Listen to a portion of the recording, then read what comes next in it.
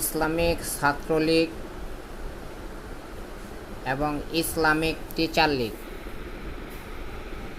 যারা Bangladeshi Islamic Chhatra League, Islamic teacher League, আপনারা দেশের জন্য, দেশের উন্নয়নের জন্য এক ব্যানারে কাজ করুন। ৭১কে বাঁচান, দেশকে বাঁচান, শেখ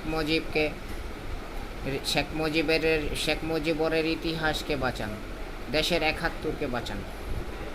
এক ব্যানারে ফিরে আসুন। রাজপথ আপনার, আমাদের। আমার বিচার বিবেচনায়